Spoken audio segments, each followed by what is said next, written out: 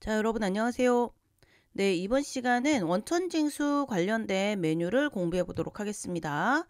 자, 교재 보시면 원천징수 관련 메인 화면은 다음과 같다라고 돼 있고요.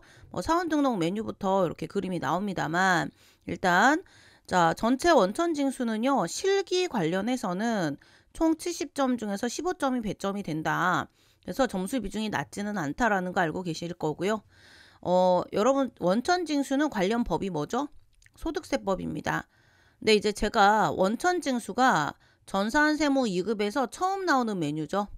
그러다 보니까 그 이론 파트에서 전산세무 2급 소득세법은 제가 강의를 진행하면서 이게 부가가치세랑 또 다르게 부가가치세는 이론 공부를 해도 실기 프로그램 운영하는 거랑 사실 직접적인 연관은 또 없거든요. 그런데 원천징수는 소득세법 이론을 공부하는 게 바로 다이렉트로 이 원천징수 메뉴랑 연결이 돼요. 그래서 제가 실기 강의와 연계를 시키기 위해서 소득세법을 제가 직접 강의를 했고 아실 거예요. 그래서 소득세법 이론 강의 듣고 오셔야 됩니다. 요거는.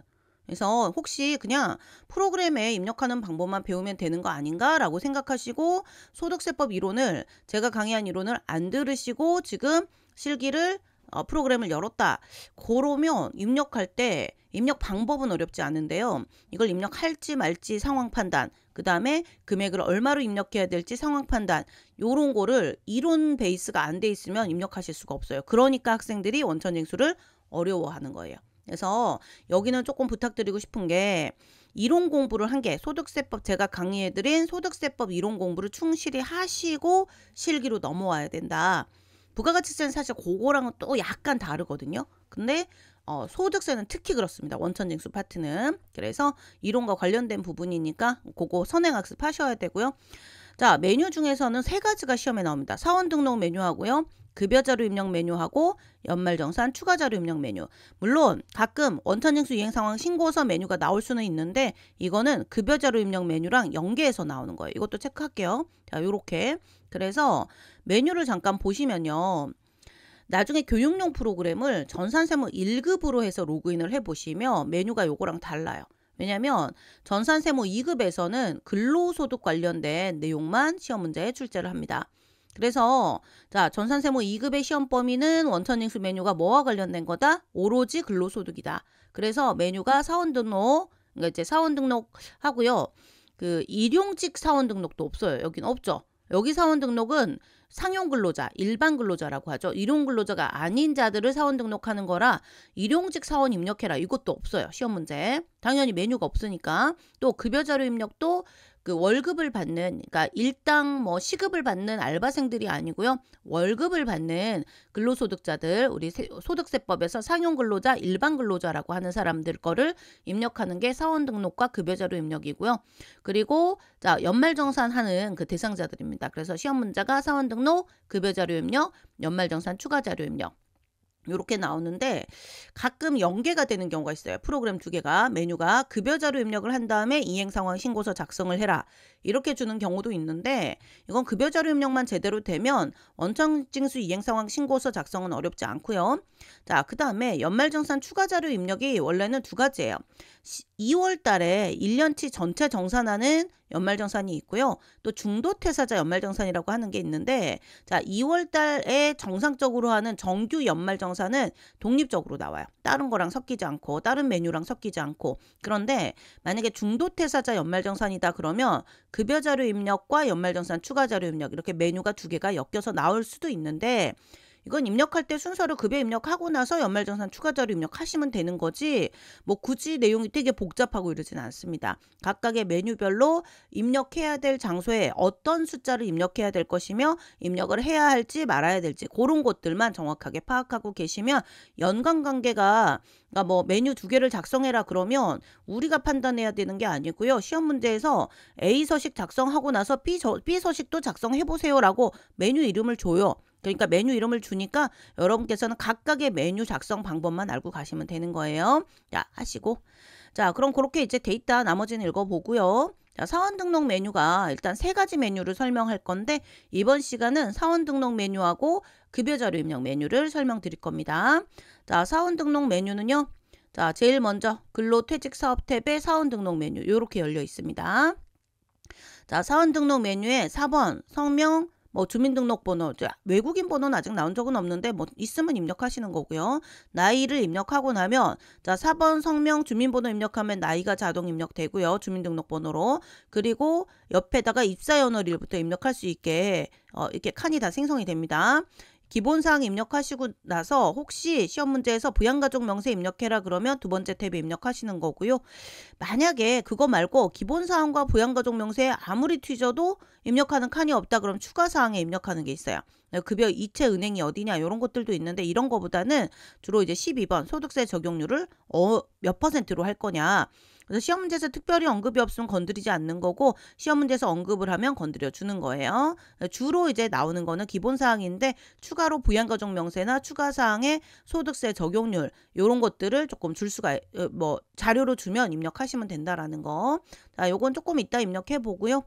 그래서 이건 이제 뭐 경인전자나 뭐 어디나 다 똑같으니까 교재는 이렇게 돼 있지만 저는 우리 연습 문제가 현중기업이라서 연습 문제 1번 현중기업으로 그냥 미리 열어놨어요. 자, 그래서 이렇게 메뉴가 있다.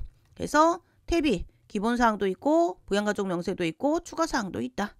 자, 그러면 기본사항에서 주의하실 거 4번은 문제에서 준 대로 입력하는 겁니다.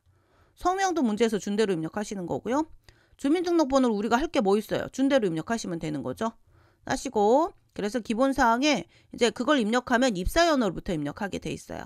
만약에 등록이 돼 있다 그럼 추가로 다른 걸 입력하라는 거고요. 자, 입사연월일 내국인이냐 외국인이냐. 이것도 내국인 외국인을 사실은 대부분의 직원들은 내국인일 거라서 엔터 치고 이 내국인 외국인 칸 여기요.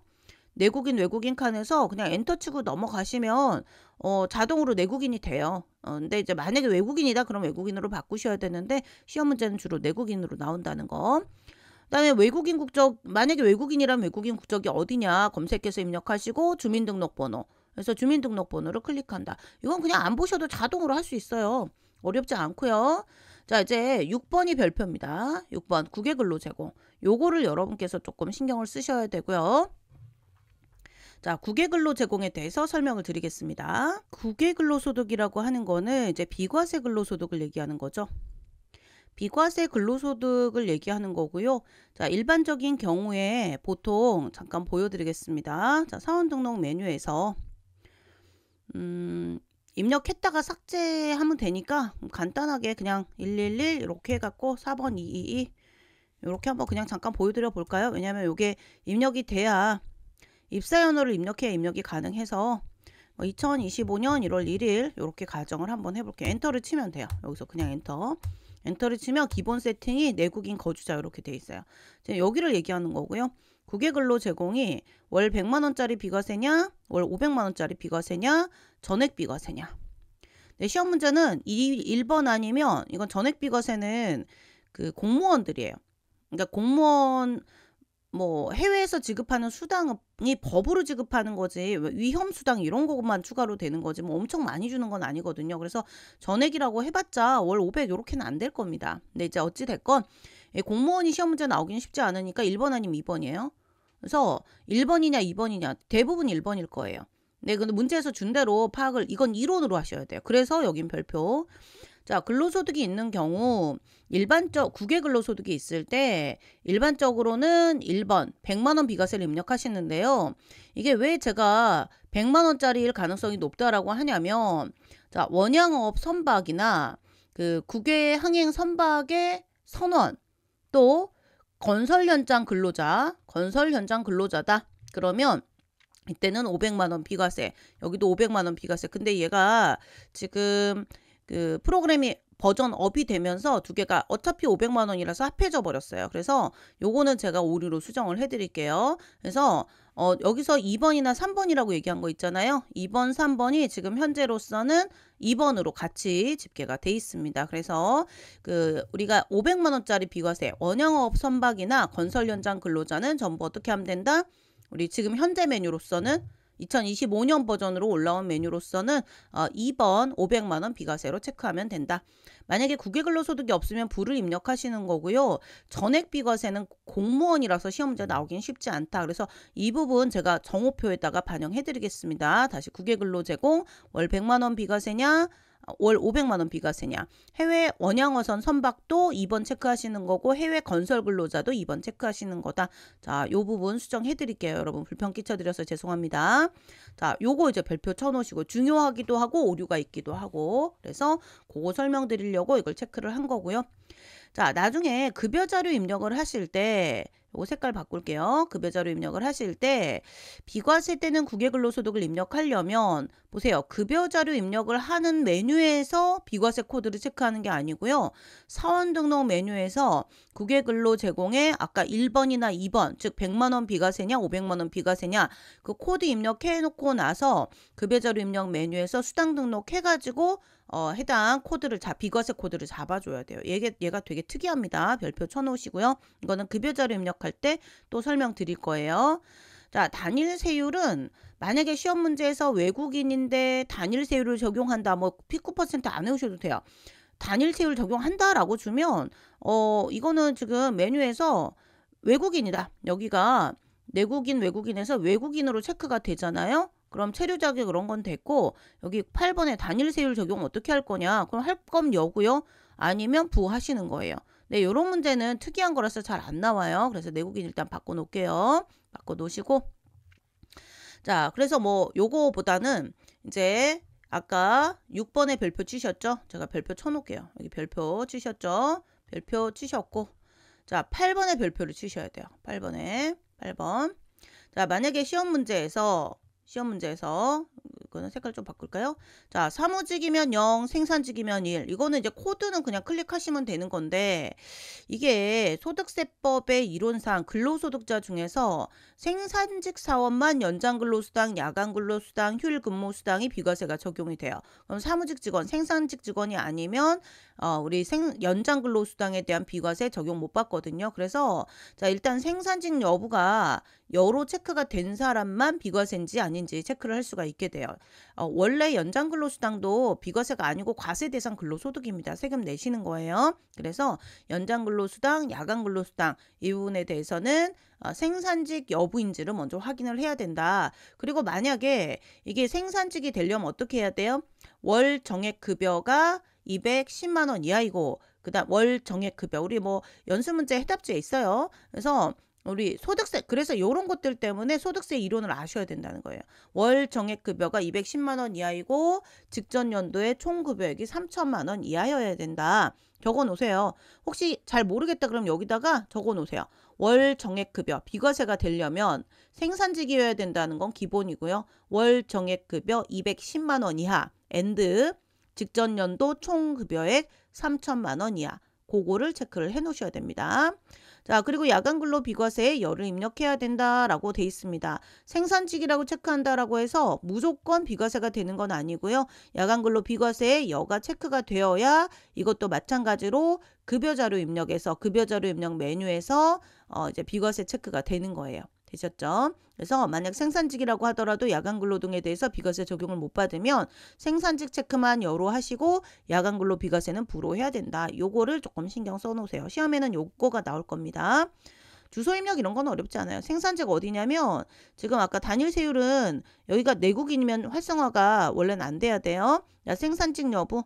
만약에 보세요. 생산직이 아니다 그러면 연장근로 비과세를 건너뛰거든요. 근데 생산직이다 하면 여기가 광산근로자냐 아니면 광산근로자 아닌 생산직 근로자인데 연장근로 비과세 되냐 안 되냐. 그래서 만약에 된다 그러면 하시고요.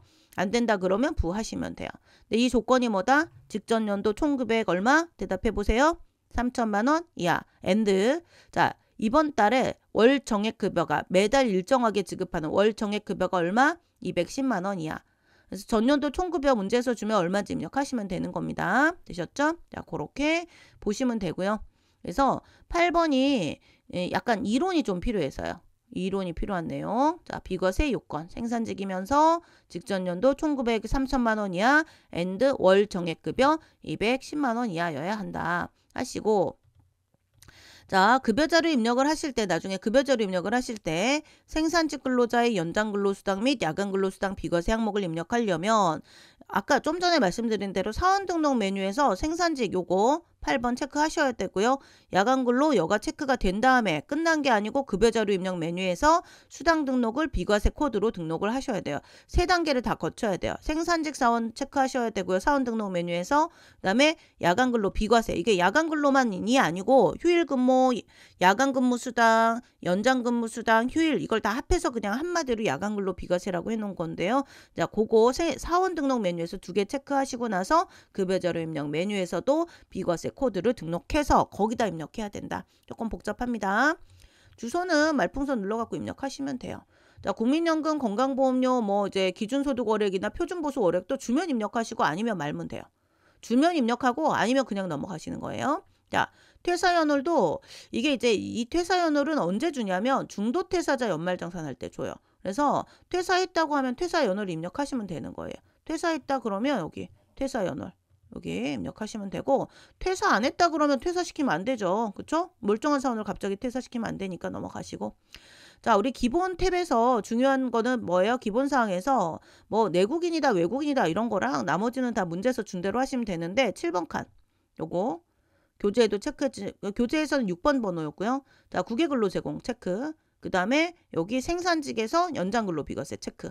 그래서 7번, 10번, 그리고 10번에 붙은 연장근로 비과세 총급여 주면 입력하시는 거예요. 숫자로 만약에 3천만 원이다 그럼 3천만 원 이렇게 입력하시는 거예요. 근데 생산직이 아니다 그러면 이건 입력하실 필요가 없어요. 굳이 문제에서 안 줬으면. 되셨죠? 문제에서 주는 대로 입력하면 돼서, 자, 7번하고 10번 여기 앞에 두 칸만 크게 조금 더 하면 여기까지 연장근로 비과세 이렇게 세 칸만 신경 쓰시면 크게 여러분 사원 등록 메뉴를 틀릴 일이 없습니다.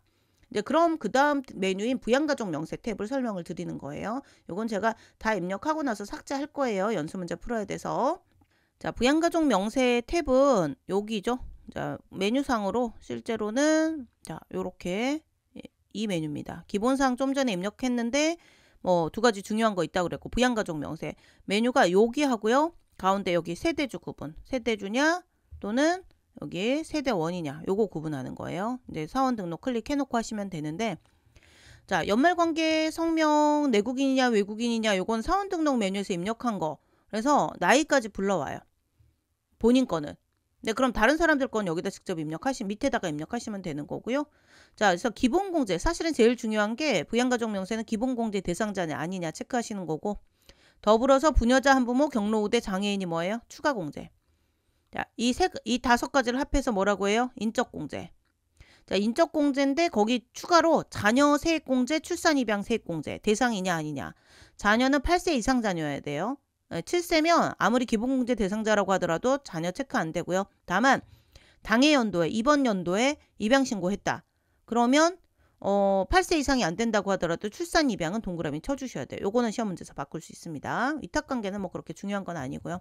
그래서 메뉴에 이 부양가족 명세는 어떤 내용이다? 기본공제 대상자를 입력하는 메뉴이다. 그리고 추가공제 받을 건지 말지를 입력하는 메뉴이다. 자, 또한 기본공제 대상이 아니라고 하더라도 자, 교육비나 의료비를 기본공제는 못 받지만 교육비나 의료비를 공제받을 수 있는 사람이 있어요. 그럼 그 사람들 것도 인적사항을 입력하시면 돼요. 됐죠? 자, 뭐 참고로 근로자 본인의 이름을 남정선으로 등록 요거는 삭제해버리겠습니다. 왜냐하면 제가 메뉴가 모양이 좀 바뀌어서 그림을 교체해버렸어요. 그래서 요거는 좀 삭제하겠습니다. 죄송합니다. 요거는 삭제할게요. 등록한 화면을 굳이 볼 필요는 없어서 요거는 넘어가도록 할게요. 지워버리고 오류정정표를 드리겠습니다. 자, 그래서 일단 뭐 우리가 기본공제 요건과 추가공제 요건을 볼 건데요. 형광펜으로 다시 바꿔서 추가공제가 좀 전에 메뉴대로 따로 외울 필요 없이 경로우대, 장애인, 부녀자 공제, 한부모 공제 요거 4개를 해야 되는데, 일단 기본공제 대상자 요건을 먼저 하셔야 돼요. 제가 잠깐만 기본공제 대상자 요건을 우리 필기노트를 가지고 좀 설명을 드려볼게요. 밑에 이 제목은 조금 바뀔 수는 있는데 우리 직업상점에서 4월 20일에서 말일 사이에 이 필기노트가 출간이 될 거예요. 이 필기노트를 좀 출간해 달라는 요청들이 좀 많아 가지고 필기노트 출간을 하기로 결정을 했거든요. 이게 예전에 뭐 다른 데서도 종이책 출간이 됐었는데 예, 종이책으로 한 2-3년 만에 저는 개인적으로 다시 출간을 하는 책입니다. 그래서 고거 그냥 요걸로 보셔도 되고, 이거는 그래서 프린트로 제공은 따로 못 해 드려요. 교재 내용이라서 그거는 조금만 양해 부탁드리고요. 그냥 화면으로 보시면 되겠습니다. 자, 기본공제 대상자가 되기 위한 요건. 첫 번째, 관계, 생계, 나이, 소득 요건. 이렇게 4가지 요건을 충족시켜야 되고요. 자, 관계 요건은 본인과 배우자, 자녀, 직계비속, 자녀. 이론 들으셨죠? 이론에서 설명드린 내용이잖아요. 그다음에 직계존속, 형제자매. 요렇게 수급자하고 며느리 사위는 뭐 나오면 입력하시면 되는데 잘 안 나와요. 자, 이러한 조건을 충족시킨 사람들을 줄 건데 생계 요건이 중요합니다. 생계, 나이, 소득 요건을 보셔야 되고요. 자, 생계 요건은요. 일단 배우자고 자녀 그룹은요. 생계 12월 30일 현재 같은 집에 살건 안 살건 무조건 공제가 돼요. 그러니까 생계 요건이 필요가 없다는 거예요. 그래서 무조건 생계를 같이 하는 걸로 보기 때문에 여기서 이제 알고 계셔야 될 게 해외에서 근무하시는, 해외에서 살고 있는 배우자와 자녀는 공제가 된다 안 된다? 된다. 그런데 직계 존속의 경우에는 원칙이 생계를 같이 해야 되는데 주거 형편상 별거하면 인정한다. 이렇게 돼 있거든요. 세법에. 그래서 직계 존속은 집 주소 달라도 공제 가능하세요. 다만 뭐는 안 된다? 외국에 살고 계시는 경우에는 공제가 안 된다. 1번과 2번의 차이는 뭐라고요? 배우자와 자녀는 외국에 살고 있어도 공제 가능하고요. 직계 존속 누구예요? 어머니, 아버지. 할머니, 할아버지, 외할머니, 외할아버지 요 정도. 그래서 직계 존속에 대해서는 외국에 살고 계시는 경우만 아니면 주거 형편상 별거 하고 있다라고 하더라도 가능하고요. 형제자매는요. 일시퇴거했다라면 공제하라는 말이에요. 왜냐면 그 일시퇴거가 취약, 질병에 의한 근무상, 사업상의 형편으로 일시퇴거한 거를 입증했다라는 뜻이거든요. 근데 일시퇴거가 아니다 그러면 공제가 안 되는 거예요. 자, 형제자매 주소 같아야 공제가 되는데 주로 외국에 살고 계시는 경우 빼고서는 문제는 어렵지 않을 겁니다. 자, 나이 요건은 주의하실 게 우리가 주민등록번호를 입력하면 알아서 나이는 자동 계산돼요. 그런데 장애인이 문제입니다. 장애인은 나이 조건이 없습니다. 따라서 뭐 30대이건 40대이건 공제가 가능한 거죠. 그래서 장애인만 신경 쓰시면 돼요. 장애인은 나이와 상관없이 공제가 가능하다. 그거 하고요. 자, 소득금액 요건 뭐예요? 자, 첫 번째 1 또는 2예요. 둘 다 충족이 아니고. 자, 종합소득금액, 퇴직소득금액, 양도소득금액의 합계가 연 100만 원 이하이다. 만약에 시험 문제에서 사업소득금액이 200만 원이다. 그러면 그거는 종합소득금액인 거죠. 왜냐하면 이자, 배당, 사업, 근로연금, 기타소득 6개를 합한 게 종합소득금액인데 사업소득은 원천징수로 과세를 종결하는 분리과세는 없어요. 그래서 사업소득이다 그러면 종합소득으로 이해하시면 돼요. 그래서 사업소득금액이 100만 원 이하이다. 이 경우에는 공제가 되지만 100만 원 초과한다 그러면 공제 안 되는 거예요. 또는 만약에 소득금액이 아니고 급여만 줬다. 이름이 총급여액이다. 여러분 총급여액하고 근로소득금액이 다른 거 아시죠? 총급여액은 총수익금액이고 필요경비 차감 후의 금액이 근로소득금액이 되고, 만약에 시험 문제에서 근로소득금액이라고 주면 100만 원 기준으로 따지는 거고요. 아무 말 없이 다른 조건 없이 총급여액이라고 주면 500만 원까지는 공제 가능한 사람이고요. 500만 원 초과하면 공제 안 되는 사람이다. 요거 다 알고 계셔야 되죠. 이건 이론적인 거긴 한데 돌아가신 분은 사망일 전일의 상황에 판단하고 장애가 치유된 사람은 장애 치유일 전일의 상황에 의해 판단하니까 이번 연도는 장애인 공제 다 해준다는 뜻이에요. 자, 요것만 하시면 사실은 뭐 이론적인 거 공부하셨어도 잊어버리셨을까봐 제가 기본공제 요건 한번 다시 해드린 거고요. 자, 경로자는 뭐예요? 70세 이상 12월 30일 현재. 장애인은 장애인이라면 체크하시면 되고요. 부녀자가 별표입니다. 이게 어렵습니다. 자, 일단 두 번째 어려운 거. 부녀자와 한부모는 중복이 안 된다. 그래서 단 부녀자와 한부모가 둘 다 적용되는 사람은 한부모만 적용하는 거예요. 부녀자 배제하고. 자, 부녀자 공제를 받으시려면요. 본인이 배우자가 있는 여성이어야 돼요. 자, 또는 색깔을 좀 다르게 볼게요. 배우자가 있는 여성이어야 된다. 이렇게.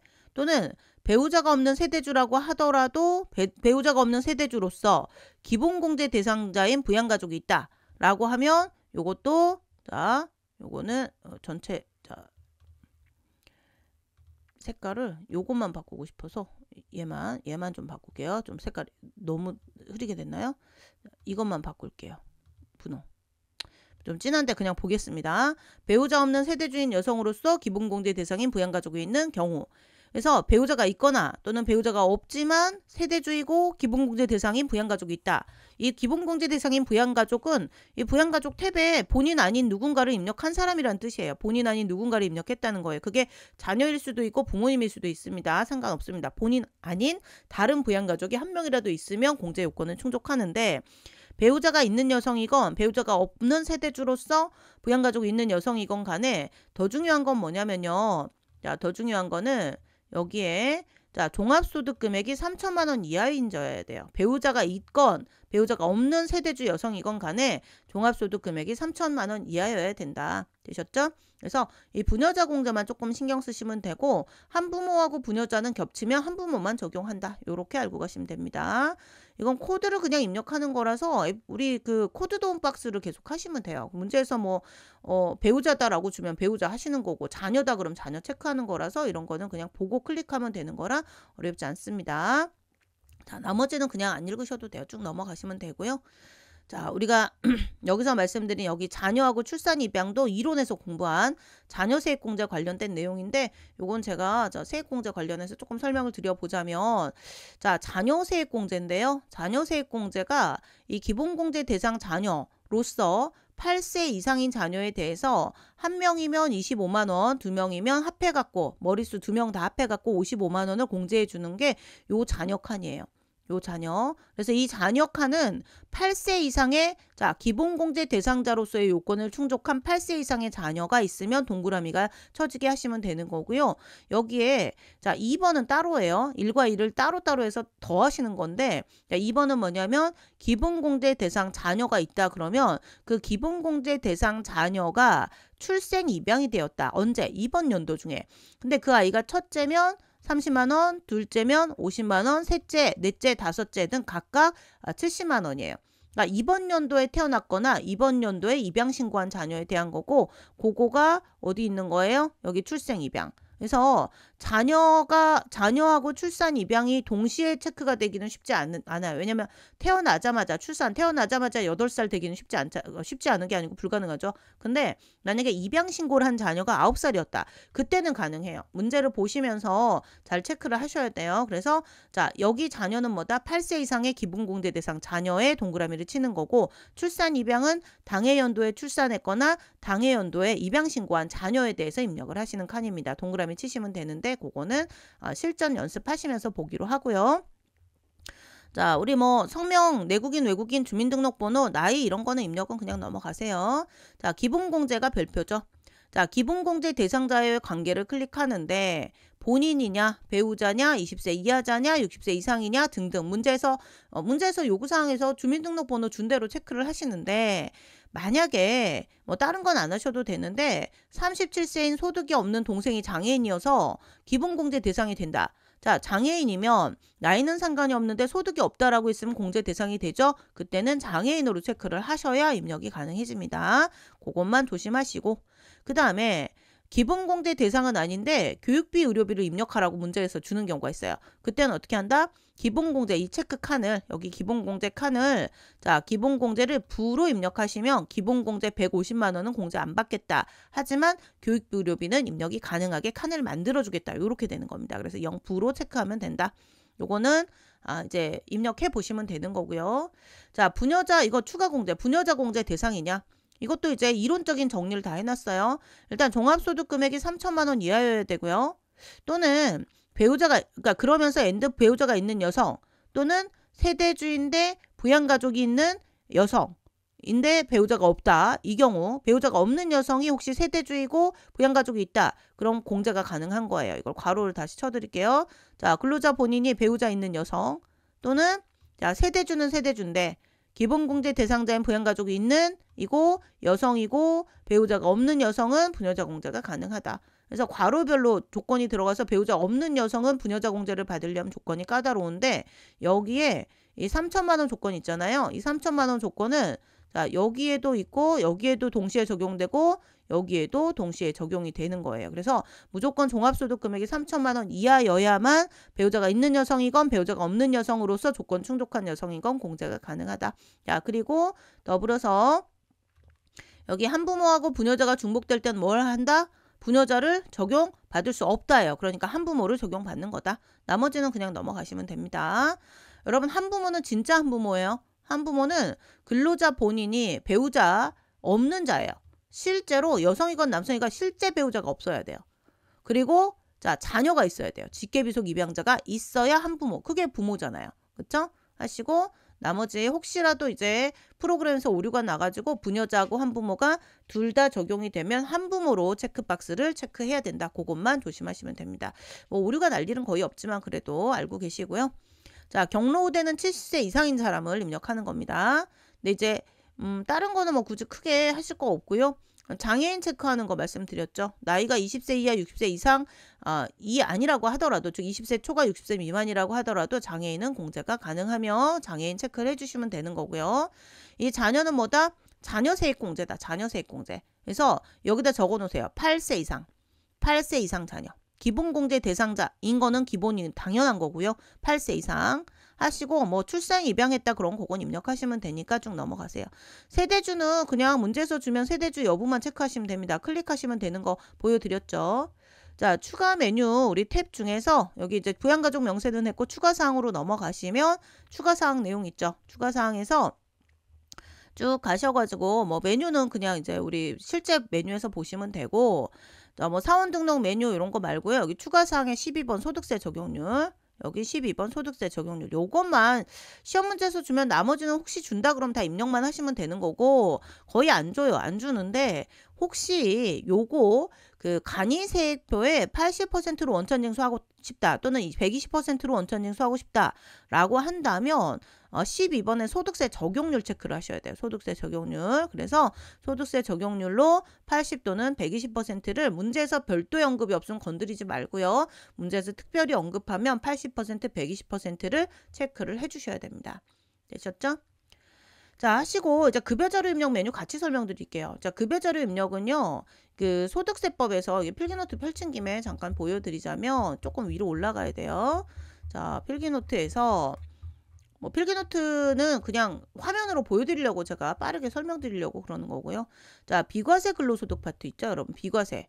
우리 이론 공부하실 때 이거 제가 보여드린 필기노트예요. 그래서 비과세 근로소득이라고 하는 게 일단 그 실비변상적 성질의 급여 이거나 여기에 이제 그 자가운전 보조금 조건, 비과세 요건 또 식사는 어떻게 해야 된다? 식사만 제공하면 전액 비과세인데 시험 문제는 급여자료 입력 때는 식대가 나올 거예요. 식대가 월급 통장에 넣어주는 거라서 자 식사를 제공을 안 하고 식대만 제공했으면 비과세가 되는데 식사와 식대를 동시에 제공하면 식대는 과세예요.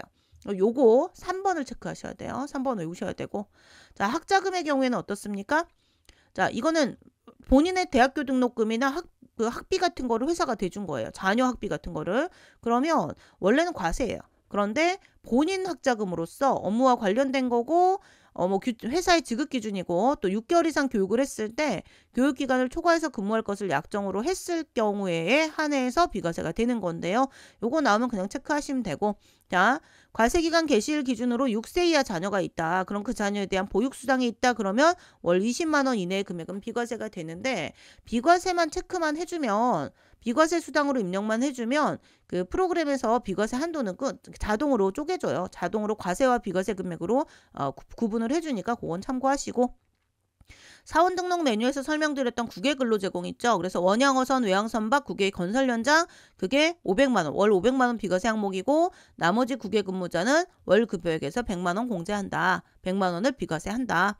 자, 생산직 근로자도 중요한 게 뭐예요? 요거 월정액 급여 210만 원이야. 그다음에 직전 연도에 총 금액 3천만 원이야. 직전 연도가 직전 과세 기간이죠. 그럼 한도를 알아서 프로그램에서 체크해 주기 때문에 여러분은 크게 요거 신경 안 쓰셔도 되고요. 그다음에 이제 올해 2025년 들어서 새로 생긴 게 그 보육급여하고 별개로 출산장려금을 지급하는데 자녀 출산 후 2년 이내에 지급을 했고요. 최대 2회로 분할, 그러니까 3회 분할이면 1회차, 2회차만 비과세가 되고 3회차는 비과세가 안 돼요. 최대 2회까지만 분할해서 지급받을 때 한도 없이 전액 비과세. 이게 이제 2025년에 새로 들어온 건데 혹시 출산장려금을 문제에서 주면 그거 수당 등록하시면 되는 거예요. 비과세 요건 충족하는지. 그래서 이 이론적으로 비과세 요건 충족 여부가 여러분께 제일 중요한 내용이고, 제일 많이 나오는 게 이게 자가운전 보조금. 이건 실비 변상을 안 받아야 된다라는 전제가 중요하고요. 직원 명의의 차량 또는 직원 명의로 임차한 차량 또는 직원과 배우자의 공동 명의까지는 되는데 다른 사람들 공동 명의는 안 된다라는 이론 내용을 소득세법 이론에서 다시 한번 확인하시고, 식대, 여기에 식사대가 식대거든요. 식대, 그 다음에 여기 국외근무수당, 또 생산직 근로자의 연장근무수당, 또 보육급여, 이게 이제 실기에 잘 나오는 우리 수당 등록 메뉴예요. 수당 등록이 비과세 등록하는 거거든요. 자, 급여자료 입력은요, 다른 건 어려울 거 없고요. 여기 수당 등록 및 공제 등록. 그래서 수당 등록. 자, 급여자료 입력 메뉴를 열어보겠습니다. 열어보시면 여기 수당 F4 수당공제라고 된 거 있죠. 여기 보시면 이렇게 수당공제. 요거를 클릭하시면 수당공제 등록 메뉴가 생긴다는 거예요. 그래서 여기 있는 식대를 비과세를 안 하고 싶다 그럼 여기를 이제 사용 여부를 안 한다 이렇게 바꾸면 되는데, 이런 건 말고요. 새로 입력하는 게 주로 나올 건데, 과세 수당을 입력해라 그러면 1번 하시면 되고, 비과세 수당을 입력해라 그러면 비과세를 체크하신 다음에 여기서 자, 코드를 자, 여기 요렇게 코드 F2를 조회하시면 돼요. 여러분 실제 연습하실 때는 키보드에 있는 F2 쓰세요. 저는 지금 그 화면 캡처를 동영상 이제 수업을 화면 캡처 프로그램을 쓰고 있는데, 사실 제가 F2를 쓰면 F2를 쓰고 싶어요. 손이 간질간질해요. 가끔 실수로 제가 그거를 키보드를 눌러버리는 경우도 있는데, 자꾸 이걸 클릭하는 이유가 두 가지예요. 첫 번째는 보여드리려고 하는 것도 있고, 두 번째는 F2를 누르면 자, 지금 녹화 프로그램이 종료가 되어 버립니다. 사실. 그래서 제가 지금 이걸 클릭을 하고 있거든요. 그러니까 근데 여러분 시험 보실 때는 여러분께는 사실은 F2 기능을 키보드에 있는 걸 쓰시기를 추천을 해드려요. 그래서 여기서 만약에 뭐 출산지원금, 이게 1회차냐 2회차냐 문제에서 주면 출산해갖고 등록하시면 된다는 거예요. 그렇죠? 출산. 이번이 1회차의 전액이다. 2회차에 그러니까 2회로 나눠서 전액, 그러니까 이제 이건 전액 비과세라는 거고요. 자, 2회로 나눠서 주느냐, 1회로 나눠서 주느냐, 그거를 하는 건데, 문제에서 1회 준다. 보통 이거 줄 거예요. 그러면 요거 혹시 문제에서 주면 입력하시면 돼요. 이게 개정세법이라서 문제 낼 수도 있습니다. 그래서 비과세 해놓고요. 비과세가 되면 여기서 그 키보드에 F2 누르셔도 되고, 밑에 잘 모르겠으면 코드 누르셔도 돼요. 코드는 어디에나 다 있어요. 이 코드 클릭하는 키는 다 있습니다. 자, 이렇게 입력하는 거를 보여드릴 거고요. 그래서 이렇게 생겼다. 수당 공제를 클릭해서 입력을 하시면 된다. 그래서 메뉴가 위에 있는 수당 등록 메뉴 하고요. 아래에 있는 공제 등록 메뉴인데, 이 수당 등록이 뭐냐면 비과세, 뭐 과세도 있지만 과세 비과세 코드를 그 수당을 우리가 돈을 더 이제 지급한 거, 그거를 입력하는 거예요. 자, 비과세 항목 여기에 지금 잠깐 보시면, 죄송합니다. 자, 급여자료 입력 메뉴에서 수당공제 여기 이제 3천만 원 이하, 이게 3천만 원 이하로 됐는데, 이게 종전에 그림이 여기 500만 원 이하 잘못돼 있어요. 이 그림은 제가 수정해 드릴게요. 그림 수정해서 올려드리겠습니다. 죄송합니다. 190, 이게 프로그램 메뉴가 안 바뀌어서 옛날 그림을 그대로 뒀더니 이게 숫자가, 요거는 맞는데 이 숫자가 틀려 있어 가지고요. 그거를 교체해 드리도록 할게요. 이게 뭐야 싶으셨던 분들 죄송합니다. 자, 요렇게 입력을 하실 건데, 자, 수당 등록 입력은요, 그냥 새로 좀 전에 보여드린 대로 코드는 여기 이제 앞에 있는 코드, 요거 얘기하는 거죠. 코드는 자동 부여가 되는데, 좀 전에 보여드린 과세 구분, 과세냐 비과세냐. 그래서 만약에 비과세 코드를 등록해라 그럼 비과세 클릭을 하고요. 수당명에 커서가 가 있으면 F2를 누르시거나 아니면 밑에 그 코드 도움 박스 클릭하셔가지고 코드를 찾아내면 돼요. 그래서 수당 명칭을 입력하시면 된다라는 거. 요것만 잘 하시면 어려울 거 없어요. 여긴 또 이렇게 잘 해놨어요. 앞에 그림을 안 바꿔가지고 제가 그거를 바꿔드린다는 거니까 조금만 양해 부탁드리겠습니다. 자, 그렇게 하시고 메뉴가 이래놓고요. 또 연도 중에 또 바뀔 수도 있어요. 모양이. 세법이 3천만 원이 만약에 3,500으로 바뀌면 연도 중에 그 교육용 프로그램이 업데이트가 되는 게 이런 거 바꿔주는 거거든요. 근데 우리가 입력해야 되는 칸 이외에는 뭐 글자 나오고 이런 것들은 신경 안 쓰셔도 돼요. 되셨죠? 자, 그래서 넘어가시고. 수당명은 문제에서 준 대로 그대로 입력하시면 되고요. 자, 근로소득에 만약에 비과세다 그럼 그건 찾아서 입력하시면 돼요. 월정액 급여 이런 건 건드리지 않습니다. 자, 그래서 요거를 입력을 하실 때 수당 등록을 입력하실 때요. 과세 비과세 코드하고요. 수당명 하시고 그리고 그냥 엔터 쳐버리시면 돼요. 엔터, 그러니까 과세냐 비과세냐 하시고 나서 이 이름 입력할 거 아니에요. 하시고 쭉 사용 여부, 사용할 거냐 말 거냐. 네, 보통 사용하게끔 시험 문제를 주기 때문에 여기서 그냥 엔터 치고 넘어가시면 돼요. 수당명만 입력하시고 그리고 끝나고 나면 확인을 눌러주시면 됩니다. 네, 저는 지금 이거를 시험 문제를 풀어야 되니까 삭제를 누를게요. 그러니까 시험장에서는 그 쓸데없는 제가 지금 한 것 같은 쓸데없는 그런 입력은 하시면 안 돼요. 문제에서 특별히 요구하지 않으면 그냥 넘어가시는 거고요. 자, 수당공제 등록 관련된 내용을 말씀드렸고, 자, 비과세되는 국외 근로소득이 있거나 했을 때는 어떻게 한다? 사원 등록 메뉴에서 이거 7번이 아니고 이게 메뉴 모양이 조금 바뀌었어요. 아, 7번? 잠깐 보시면 요거. 자, 사원 등록 메뉴에 요거 맞네요. 국외 근로 제공 6번으로 왜 착각했지? 자, 국외 근로 제공 맞네요. 왜 저는 제가 자꾸 오류라고 생각할까요? 요거. 자, 그래서 어찌 됐건 100만 원 비과세냐, 500만 원 비과세냐 그거 체크하고 넘어가시면 됩니다. 자, 공제는 문제에서 공제 항목을 원천 징수할 때 뭐 우리가 매달 그냥 10,000원씩 공제 회비를 걷는다라든가 기부금을 걷는다 그러면 그걸 급여에서 띄는 거를 원천 징수하듯이 그냥 따로 빼는 걸 얘기하는 거예요. 노동조합비 같은 거. 그래서 있으면 입력하시는데 시험 문제는 주로 수당 등록에서 나와요. 공제 등록이 아니고 그거는 메뉴 자체가 어렵지 않으니까 그냥 그거 넘어가시면 됩니다. 수당 등록을 입력하고 나면 급여자료 입력을 하시는 거예요. 여기 날짜는 신경 안 쓰셔도 돼요. 이것도 여러분 불편하실까봐 그림은 바꿔드릴게요. 그래서 원래 이게 그 그림이 이제 실제 제가 말씀드렸다시피 다른 데 부가가치세 할 때도 말씀드렸지만 그 프로그램의 교재를 처음에 출간했을 때 얘가 3월달 넘어가지고 2025년 3월달 이후에 2025년 버전이 나왔거든요. 그래서 프로그램이 24년 버전이라 예제를 다 그냥 24년 데이터로 맞춰 놓을까 싶었어요. 그래서 24년 그림으로 해놓고 나서 이제 중간에 제가 백업 데이터를 안 되겠다. 그래도 25년으로 연습하는 게 낫겠다 싶어가지고 바꾸면서 이렇게 좀 그림에 자꾸 24년이 들어가 있는데 24년 교재 아니냐고 질문하시는 분들 계시는데 여기 세법 개정사항 같은 거 전부 다 25년으로 제대로 다 바꿔놓은 겁니다. 이제 그림에 자꾸 오류가 있어가지고 그러니까 제가 중간에 24년 버전으로 내려고 하다가 24년 그림으로 그러니까 데이터를 24년 걸로 내려고 하다가 세법은 25년 걸로 하되 그래서 이게 자꾸 이렇게 생긴 건데 조금만 양해 부탁드릴게요. 자, 쭉 넘어가시면 되고요. 급여자료 입력은 날짜 체크는 어렵지 않습니다. 귀속연월은 그냥 몇 월달 급여냐. 근데 여러분 1월달 급여를 1월달에 지급하는 회사도 있고 1월달 급여를 2월달에 지급하는 회사도 있죠. 이거 문제에서 준 거로 그냥 입력하시는 거예요. 문제에서 이건 언제 일했느냐. 귀속연월은 근로제공일. 그리고 일한 날이 속하는 달. 지급연월일은 언제 줬느냐? 다음 달에 줬느냐? 그 달에 줬느냐? 요거 문제에서 준 대로. 여러분이 생각하실 게 아니에요. 그냥 준 대로 입력하시면 돼요. 됐죠? 자, 국외 근로 이제 급여 항목을 그냥 입력하시면 되는데 수당 등록만 제대로 돼 있다면 과세 금액과 비과세 금액이 정확하게 반영이 됩니다. 하시고 자, 여기까지는 어려울 게 없는데 급여 자료 입력에서 어려운 게 뭐가 나오냐면 연말정산 메뉴하고 섞여가지고요. 중도퇴사자 정산 메뉴가 나와요. 그래서 2025년 5월 말일자로 퇴사했다. 그러면 제일 먼저 뭐부터 하셔야 되냐면 사원등록 메뉴에서 여기 퇴사년월일을 입력하셔야 돼요. 자, 만약에 중도퇴사자다 그러면 사원등록 메뉴에서 퇴사일 입력하시고요. 그리고 나서 자, 그래서 여기 사원등록 메뉴에 체크해 놓으세요. 퇴사일자 먼저 입력하셔야 되고 이게 첫 번째고 그 다음에 급여자료 입력을 하셔야 돼요. 두 번째.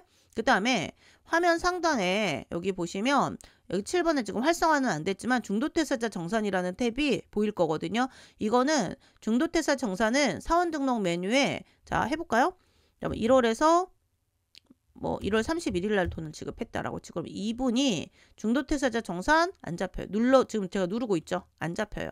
왜냐면 자 X를 눌러주시고 왜 안 잡히냐면 자 사원 등록을 했는데 여기 날짜 퇴사연월일 입력을 안 했잖아요. 해볼까요? 2025년 1월 31일 날 퇴사했다. 2월 안 한다. 뭐 2월 자 뭐 그렇게 그냥 하고 저장을 해볼게요. 다듬 저장됩니다. 급여자료 입력에서 다시 동일하게 1월에서 자 1월 31일 날 입력을 했다라고 하면 만약에 기본급을 500을 입력하잖아요. 그럼 중도퇴사자 정산할 거냐? 이건 조금 약간 프로그램을 닫았다 열면 보여요. 네, 이 중도퇴사 아까 뭐 아예 클릭이 안 된데 요거는 중도퇴사자 정산 같은 경우는 일단 사원 등록이 뭘로 했을 때 그 퇴사일자를 입력했을 때 얘가 활성화가 된다라는 거 그것만 알고 가시면 돼요.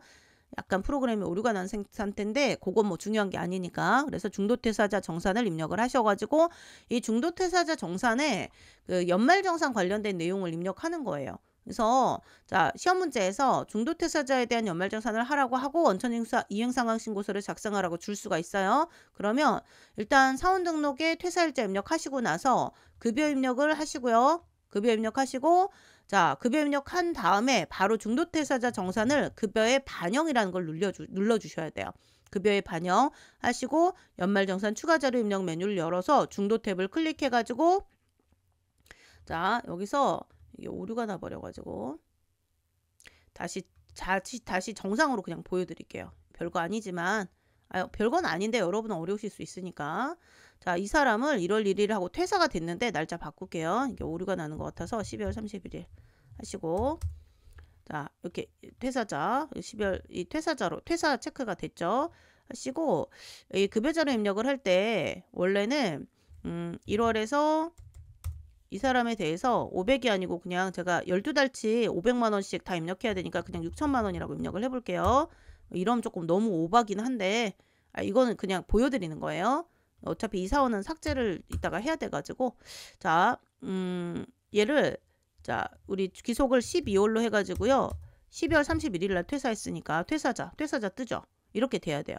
그럼 이번 달에 급여를 500을 입력한다. 그런데 중도퇴사를 했다라고 하면 이 사람에 대해서 중도퇴사 정산을 하고 싶은 거예요. 중도퇴사자 정산을 이거 지금 프로그램을 닫았다 이래야 되는 상황이네.